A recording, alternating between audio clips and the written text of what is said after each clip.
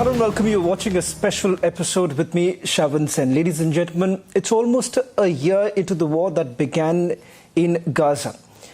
Of course, this comes in the backdrop of the dastardly attack that was carried out by Hamas. Is the world really prepared for another war that has now begun on the other front? Joining us today is the new Israeli ambassador to India, Reuven Azar. Ambassador, thank you very much for speaking to Republic TV. Let me straight away begin by asking you, we are a year into it, almost a year. When it began, Israel said that there were limited objectives that they wanted to complete. Do you believe that you've met all the objectives of the war that began almost a year back? Well, thank you, Shavan, for this opportunity.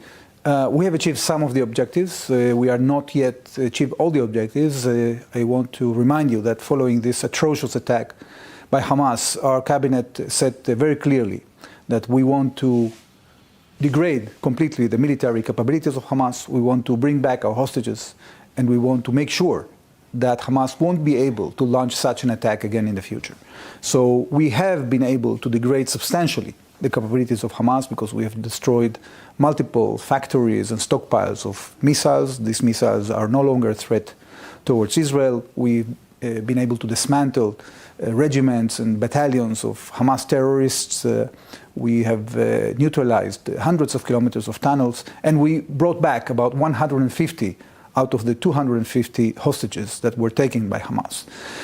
So we are now in a tough point in which Hamas refuses to a deal that was offered by the United States and was approved by the UN Security Council, that was confirmed by the spokesperson of the White House.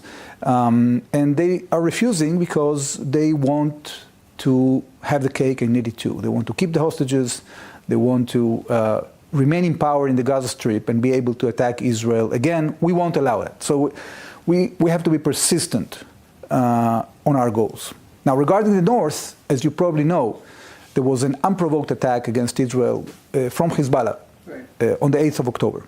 And frankly, you know, our army wasn't big enough to deal with both threats simultaneously. And that's why we had to sustain our position in the north with limited retaliation until we had the energy and the capability to have put an effort, a serious effort that we are doing right now, not only to hurt the capabilities of Hezbollah to attack us, but mainly to implement UN Security Council Resolution 1701 that states very clearly that Hezbollah forces cannot be positioned on our border. They have to withdraw at least to the Litani River, which is a few kilometers to the north. So Hezbollah has been cheating throughout the years. They have been building this tremendous capability that has been supplied by the theocratic radical regime of Iran.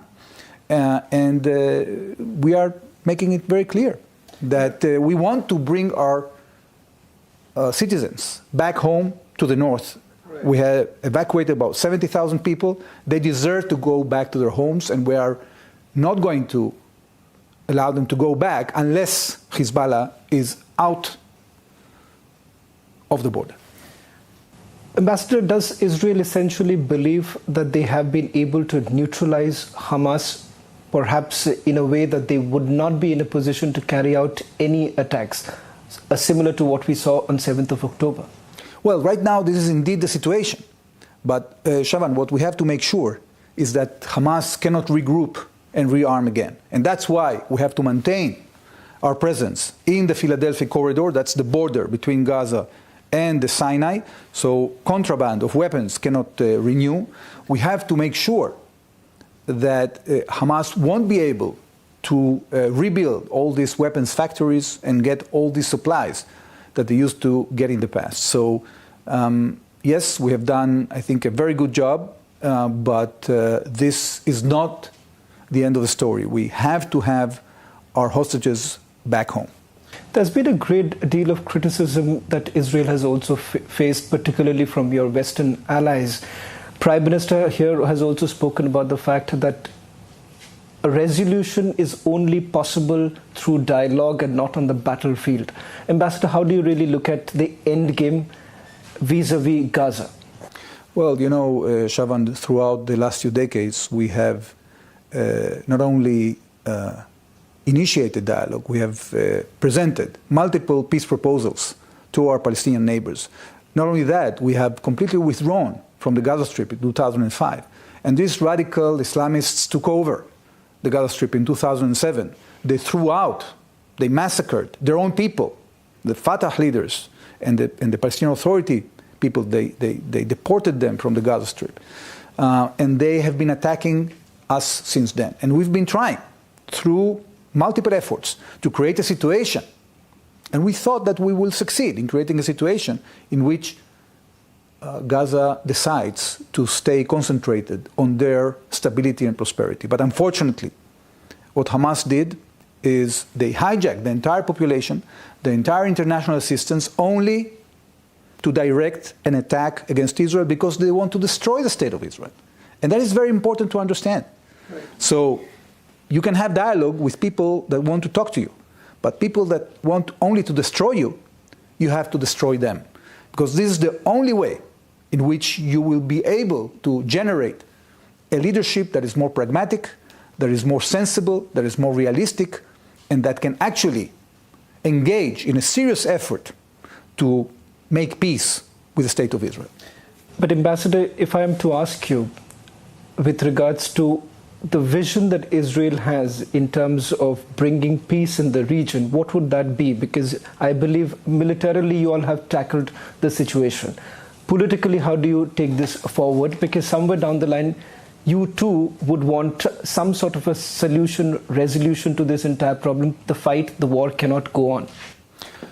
Exactly. So, look, a prerequisite for political stability is security stability. You cannot have a situation in which you are constantly attacked and simultaneously achieve political stability. It's not going to happen. So we are having, not only in the Palestinian context, but in the general sense, in the region that we live in, we have a lack of political stability because there are radical forces that are working to destroy the state system and the stability in the region. That is coming mainly from Iran, that is sponsoring all these proxies in the region. They are proliferating very dangerous weapons of mass destruction and the technology to produce them to rogue elements like the Houthis in Yemen, like the militias in Iraq, like militias in Syria, like Hezbollah, Hamas, Palestinian Islamic Jihad, and more. So unless there is an effort by the international community to put pressure on Iran to change those policies. So you're saying the focus right now essentially would only be on Iran because they are, after all, the ones who are backing the rebels. They are the ones who are basically destabilizing this situation. They are not rebels. These people are terrorists, okay? And they are terrorizing not only the population of Israel. They have killed 500,000 Syrians, okay? They are oppressing their own people. This is the problem that we have. So, you know, unless there is a concerted effort to make the Iranian regime change its policies, it's going to be very hard for us. And we will have to use more military power in order to restore stability and peace. Now, the good news is that we have generated a lot of cooperation in the intelligence and security and operative sectors with pragmatic players in the region. Like who? Like, for example, the United States under the command of CENTCOM, like Jordan, Egypt, UAE, Bahrain, Saudi Arabia, etc. So these countries are also concerned from the radical waves in the region, from Iran, from the Muslim Brotherhood, from Al-Qaeda, from ISIS, and they have an interest to create security coordination in order to confront these attacks, and we have seen that very clearly on the 13th of April when Iran launched an unprecedented barrage of drones, missiles, and ballistic missiles against Israel. We have been able to foil that, not only thanks to our own capabilities, the great defense systems that our defense industry created, but also as a result of cooperation with other countries, other air forces from the region and from outside the region. So this building block of security, once it is established, will create political stability, and the combination of both will allow us to also create economic cooperation and prosperity. Ambassador, I'm quite clear about what you're saying in terms of the military strategy dealing with the current situation. Politically, you're saying that can only happen when Iran basically backs off with the mindset that they have. New Delhi has always been advocating the two-state solution. Do you believe it's a pragmatic solution for Israel at this point in time, or you believe that this is going to take some more time? Well, in order for it to be a pragmatic solution, it has to be a realistic solution. And there cannot be a realistic solution with creating a terror state controlled by Hamas, because then you will never have peace. So, first of all, we have to defeat the radicals, we have to encircle them, we have to create a solid coalition for pragmatism and peace, and then, of course, we can re-engage in negotiations that will bring to Palestinian self-rule. The Israelis want Palestinian self-rule, but only one that will not threaten the state of Israel. And we have proposed that many times in the past. We were rejected. In the year 2000, we proposed a very generous proposal to Arafat. He rejected and launched the Second Intifada, a wave of suicide bombers. Okay? We proposed that in 2007 and 2008. Okay? We proposed it during the Trump administration, together with the Abraham Accords. So Israel is no doubt a democracy that wants peace and stability. The question is how we are going to overcome the threat that is coming from aggressors, from people that are terrorists and do not respect humanity, do not respect international law, and abuse our norms in order to attack us, murder us, rape us. We have to defend ourselves from these people. So, Ambassador, you are willing to be on the negotiating table and perhaps once again re-propose what you have done in the past through the Abraham Accord and the fact that there could be a regime change in the United States of America. So do you believe with the changes that are going to take place, perhaps Israel would be on board of coming back on the negotiating table, bringing them also on the negotiating table? We are going to work with any American administration because America is our main ally and friend, and we enjoy vast support from the American people. I have no doubt that with any administration we will engage in trying to pursue our goals, our common goals, which are peace and prosperity. But you have to understand, we have to create a realistic path. You know, speaking about things and ideals is nice, it's beautiful. The question is, how do we achieve the goal realistically? And this is what we have to concentrate in. And you cannot achieve that goal with people that only want to murder you and want to completely derail stability in the region. Who do you blame for derailing stability in the region? Well, it's all, as I said, this axis of terror, this octopus that is actually led by the theocratic, radical Islamistic regime in Iran. They have been, in the last 20, 30 years, and especially since 2010, when the Arab world basically collapsed, the Arab system collapsed, they've been entering into the vacuum and actually helping all those rogue elements, all these terrorist organizations. They have been training them, they've been supplying them with weapons, they've been financing them, okay? And their aim is not only to attack the state of Israel. They want to take over the Middle East. They want to be the hegemonic power. They want to fight our democratic values. This is very dangerous, and actually they've been proliferating these weapons even outside the region. Look what's happening now in Ukraine. You have Iranian drones that are falling on European soil. Now, we've been talking with our European friends for the last 20 years, and we warned them against this threat coming from Iran. Right. Unfortunately, not enough pressure was put on Iran to change its policies, and it's about time that this happens. Ambassador, with your permission, I would like to tell our viewers that perhaps the best person right now to talk about the opening up a new front is you, as someone who served in that very area, who understands the challenges that perhaps Israel faces from the northern side. Opening up a new front brings up a new set of challenges. We saw the strikes that were carried out.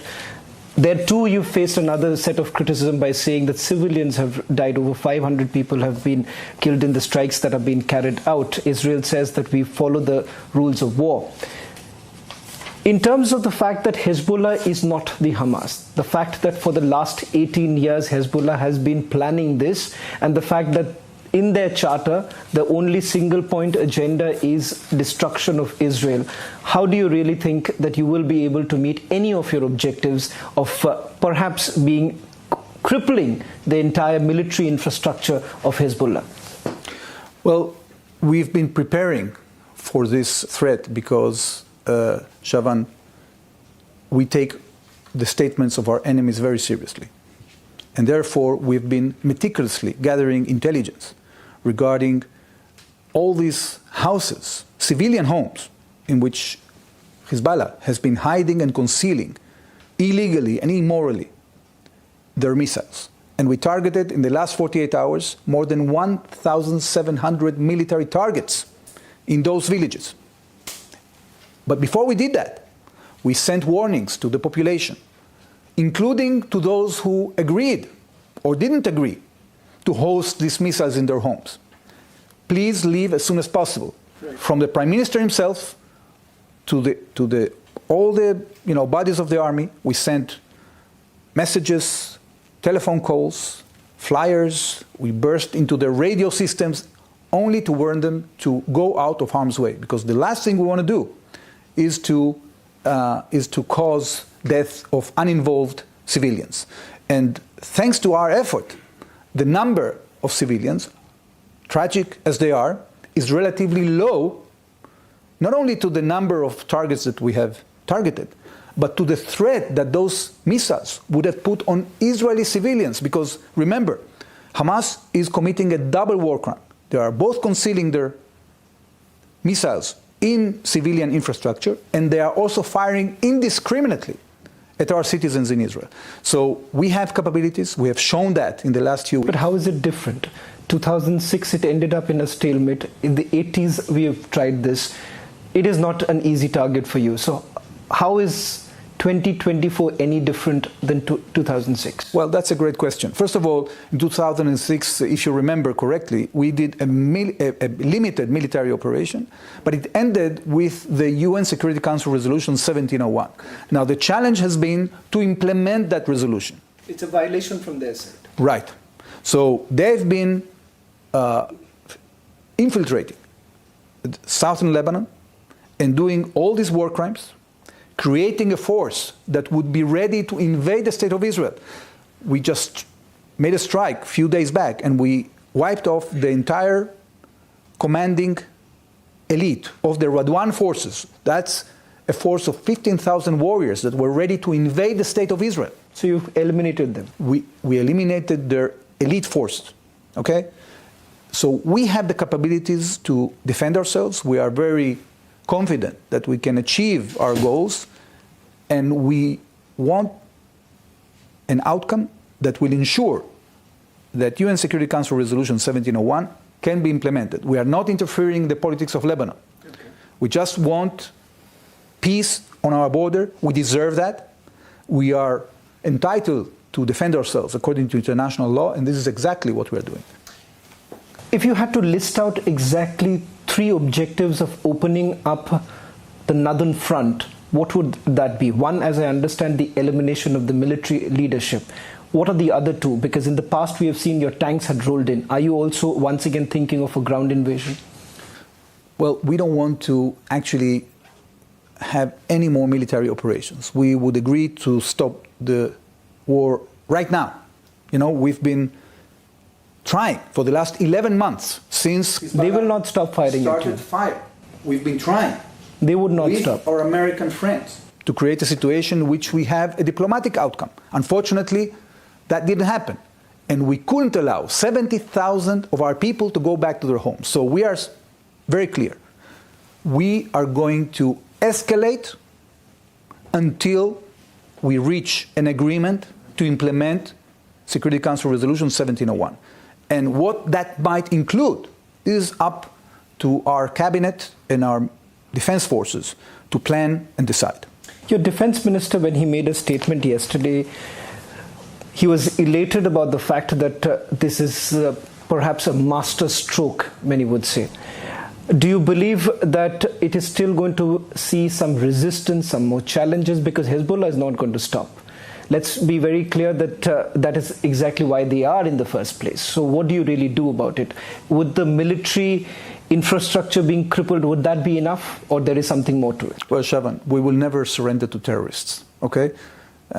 So terrorists, they have the advantage, sort of advantage, of not only breaking any rule in the book of humanity, but also that they are willing to sacrifice their own people and the land they are living in for the sake of their cause. Right. But that is not going to bring us to surrender. We will going to continue doing what we're doing. And I remind you, at the end of the day, in 2006, we reached a resolution. We reached a situation in which we had a political settlement.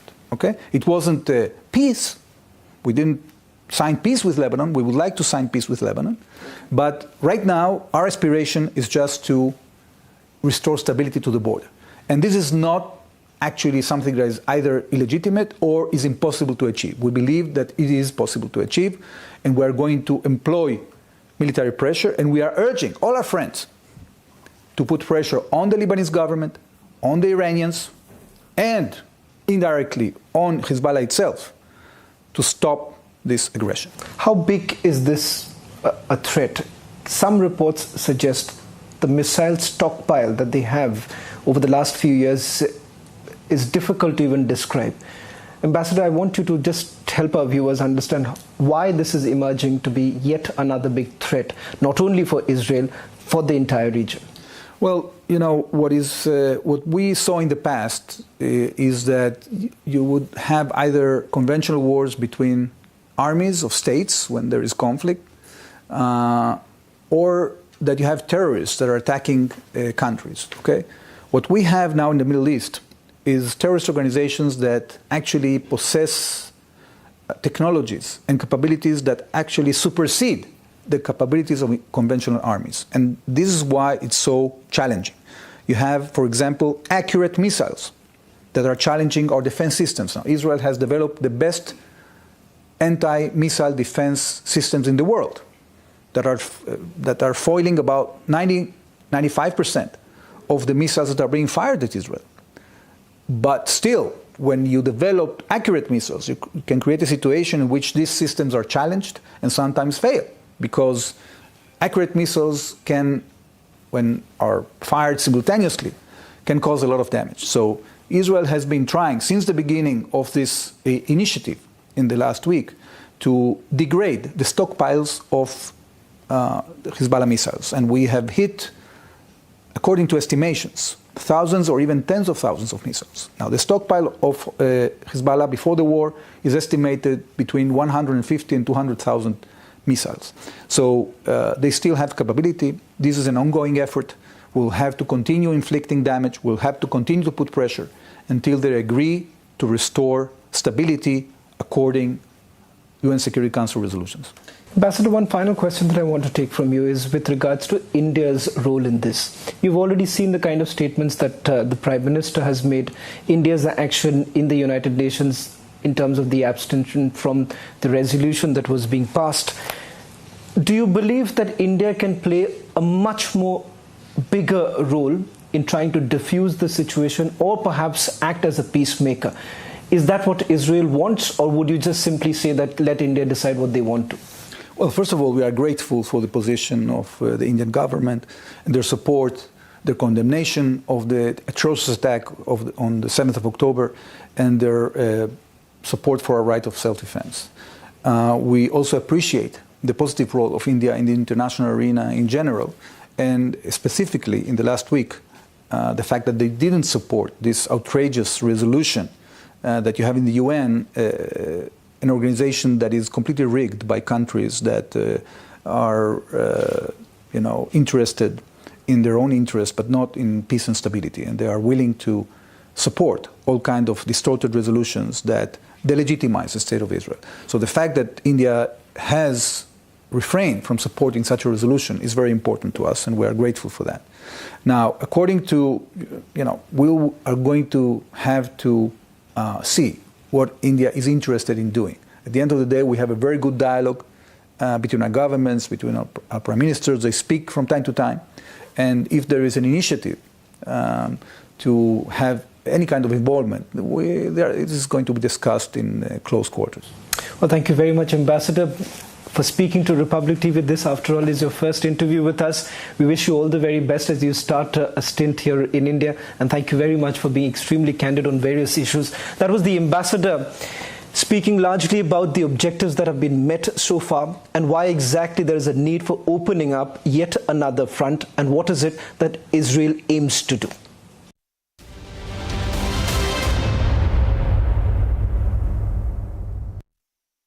13,000 placements last year.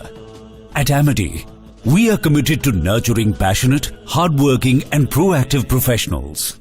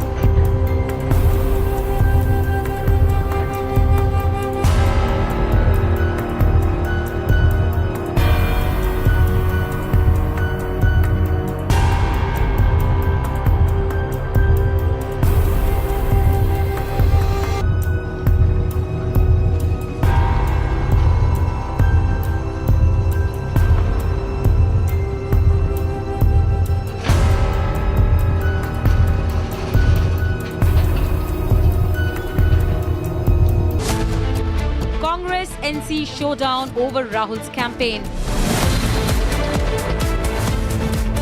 Rao over foreign delegation's visit to Jammu and Kashmir.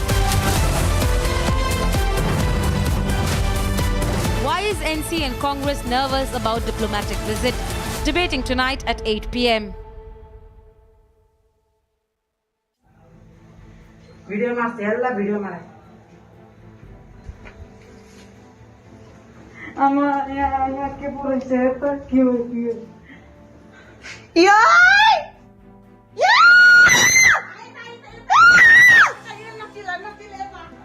The murder mystery of a Nepali woman named as Mahalakshmi has sent shockwaves through the city. Since her mother and elder sister saw her maggot-infested body, which was chopped into 50 pieces and was stuffed inside a refrigerator in her own house. This reminds us of Shraddha Walkar case in Delhi. Shraddha Walkar